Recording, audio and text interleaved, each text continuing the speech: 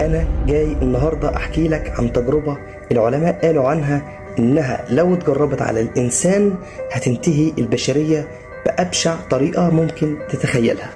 التجربة دي اسمها الكون 25، واحدة من أكتر التجارب المرعبة في تاريخ العلوم. نظرية كان أساسها تدرس سلوك مستعمرة من الفئران، والنظرية دي كانت محاولة من العلماء لشرح المجتمعات البشرية ودراسة علم النفس.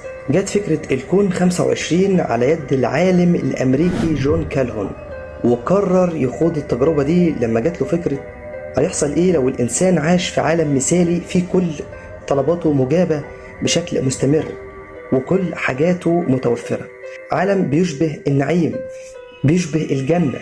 فقرر أنه يصمم عالم مثالي بتعيش فيه مئات الفئران وتتكاثر بشكل طبيعي.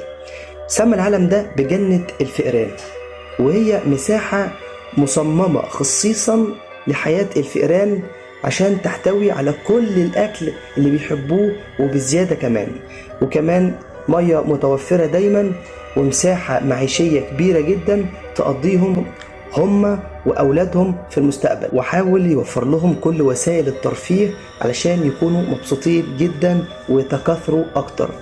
في بداية التجربة كالهون وضع 4 أزواج من الفئران، واللي بدأت في التكاثر في وقت قصير جدا.